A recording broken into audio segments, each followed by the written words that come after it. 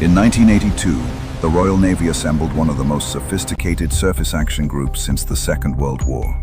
It was a fleet built for Cold War combat, bristling with guided missiles and advanced radar. Yet its greatest adversary wasn't a Soviet cruiser. It was the A-4 Skyhawk, tiny, subsonic, 1950s-era attack jet, with no radar, no smart weapons, and no defenses. Flying just feet above the frigid South Atlantic waves, these obsolete jets would systematically gut the British task force. How could a modern fleet, protected by supersonic interceptors and computerized missile systems, be brought to its knees by an aircraft its own pilots considered a relic? This is the story of the Argentine A-4 Skyhawks and the tactical blind spot that sealed the fate of the British ships. We will dissect how this simple machine was deployed and why the Royal Navy's defenses failed. On April 2nd, 1982, Argentina seized the Falkland Islands, a British territory 8,000 miles from London. The response, Operation Corporate, was a staggering feat of logistical projection. Britain assembled a task force of over 100 ships, including 2 small aircraft carriers, HMS Hermes and HMS Invincible. Their mission was to retake the islands from an enemy operating just 400 miles from its own mainland air bases. This distance was the central strategic problem. The Argentine Air Force could strike from the relative safety of its continental bases, while the Royal Navy had to bring its own air cover with it. That cover came from the Sea Harrier FRS.1, an excellent close-in fighter, but one with a limited radar and, crucially, no support. The task force's fatal deficiency was a lack of airborne early warning, AEW. Without specialized radar aircraft patrolling high above the fleet, the British were blind. Their ship-based radar systems, powerful as they were, are limited by the planet's curvature. For them, the horizon was only a few dozen miles away. An aircraft flying at just 50 feet above the water would remain entirely invisible, hidden in the radar clutter of the waves, until it was less than a minute from striking its target. The British Admiralty understood this vulnerability perfectly. They were forced to station their most advanced screening ships, guided missile destroyers and frigates, in the exposed waters of the Falkland Sound. This strip of water, soon to be known as Bomb Alley, was a gauntlet. These ships acted as radar pickets, a sacrificial line intended to detect incoming raids just in time for their Sea Dart and Sea Wolf missile systems to react. It was a strategy born of desperation, a defense entirely reliant on split-second electronic reflexes, and it created a deadly tactical window for an attacker willing to fly low enough and fast enough. The aircraft at the heart of the Argentine assault was the Douglas A-4 Skyhawk. To contemporary observers, it was a museum piece. Its design dated back to the early 1950s, a first-generation jet from the era of the Korean War. But when we dissect this machine, we find it wasn't obsolete. It was optimized. The A-4 was the masterpiece of legendary designer Ed Heinemann.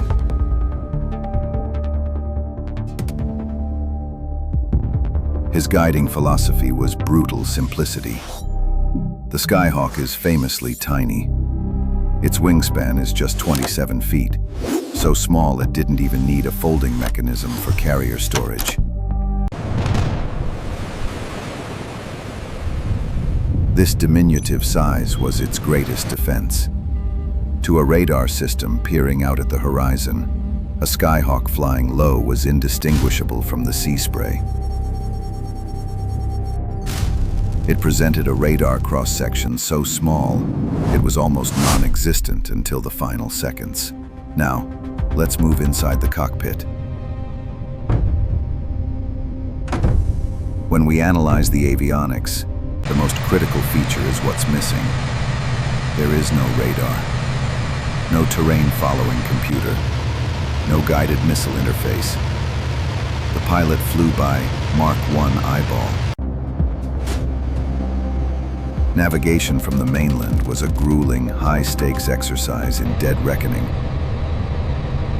often relying on a civilian Learjet to guide them to the islands. For the attack run, the pilot used a simple gyro-stabilized optical bomb sight.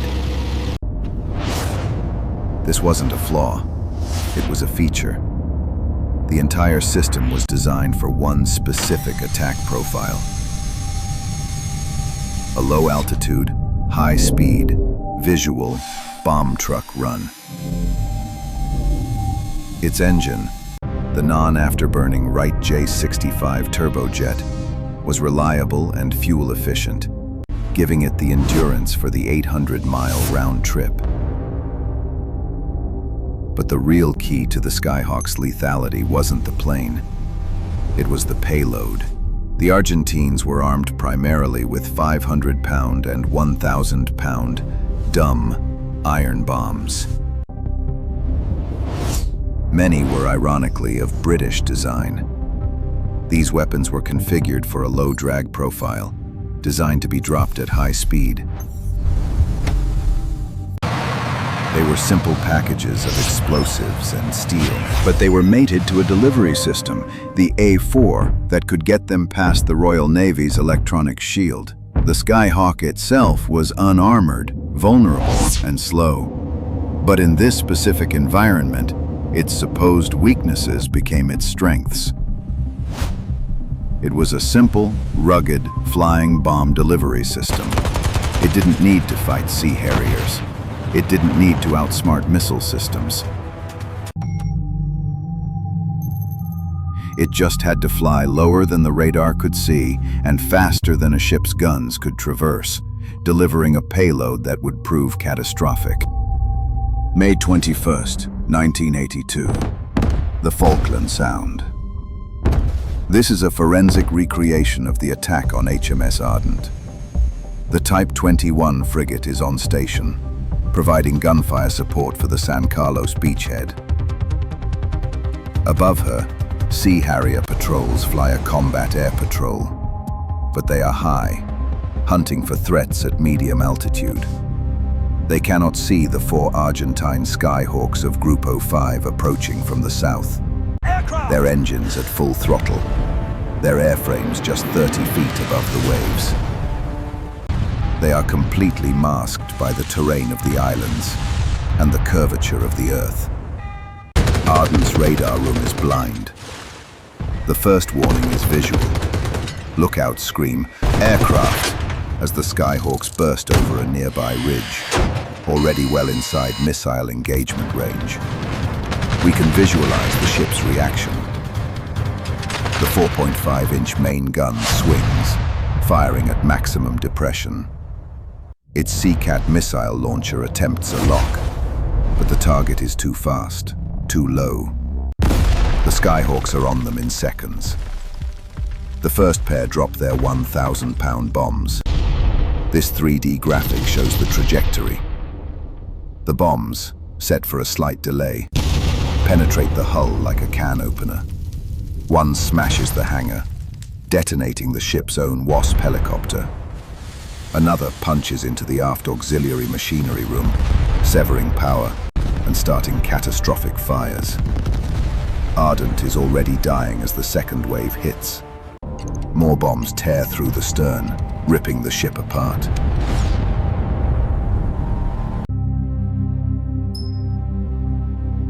From first visual contact to total incapacitation, less than 2 minutes. 4 days later, May 25th, the air defense destroyer HMS Coventry and the frigate HMS Broadsword are set as a missile trap north of the islands. Coventry, a Type 42 destroyer, carries the long-range Sea Dart system, designed to kill high-altitude bombers. Broadsword carries Seawolf, a revolutionary point defense missile for low-level threats. Again, the attack comes from the wave tops. 2 pairs of Group A-4 Skyhawks. Broadsword's Seawolf system acquires the first pair, but the system mysteriously reboots at the critical moment. The Coventry turns hard to starboard, trying to unmask her 4.5-inch gun. This maneuver, our analysis shows, was fatal. It blinded Broadsword's Seawolf system, which now had Coventry in its line of fire. As the Skyhawks line up, Coventry is a perfect target. She fires her Sea Dark Missilia weapon designed for a 30,000-foot target, now being snapshot at a sea skimmer. It misses. This cross-section shows what happened next. 3 500-pound bombs, released just seconds before the jets passed over the ship, strike the Coventry on her port side. They are aimed at the waterline. The bombs penetrate deep into the ship's hull before exploding. Our analysis of the damage report shows 1 bomb destroying the operations room, killing the command team. Another detonates in the forward engine room, ripping the heart out of the ship. She is gutted. The Coventry capsizes and sinks in just 20 minutes. So how did a 1950s-era jet defeat a modern, missile-equipped fleet? The answer, our analysis confirms, is that the A-4 Skyhawk wasn't obsolete. It was a specialist. It was the perfect, low-cost tool to exploit a single, catastrophic, and well-understood flaw in the British task force: the complete absence of airborne early warning, AEW. This was the Royal Navy's tragic flaw. Without radar aircraft patrolling high above the fleet, they were blind to any threat hiding below the radar horizon. The British had built a sophisticated, layered defense system designed for a high-altitude Cold War battle against Soviet bombers. They had no counter for a low-altitude, high-speed visual attack. When we dissect the engagement, the Skyhawk's simplicity becomes its genius. Its tiny airframe was almost impossible to detect in the sea clutter. Its lack of radar meant it didn't radiate any signals to betray its approach. It was a quiet, small, fast-moving threat that only became real in the final seconds, long after it was too late for the ship's computers to acquire, track, and fire. However, our investigation also reveals a critical irony that saved the British fleet from total annihilation: an Argentine engineering failure. A huge percentage of the bombs dropped by the Skyhawks failed to detonate. We can see from reports that their fuses were set with delays appropriate for medium-altitude bombing. Dropped from just 50 feet, the bombs simply didn't have enough flight time to properly arm themselves before they struck. Ships like Argonaut and Glasgow were shattered by the kinetic impact of these duds. But they survived. Had those fuses been set correctly, the losses would have been unimaginable. The lesson was immediate and brutal. Within weeks, British engineers were frantically mounting search radars onto Sea King helicopters, a desperate, improvised solution that proved the principle. The Falklands War was a terrifying validation that in naval combat, the most expensive armor and missiles mean nothing if you are blind. The cold waters of the South Atlantic hold the hulls of these advanced ships, testaments to an unforgiving truth. Engineering is not just about complexity. It is about anticipating the threat. When a navy is blind, even the smallest, oldest dagger can find its heart. The Skyhawk's shadow still looms over modern fleet design, a permanent warning against the dangers of a single point of failure.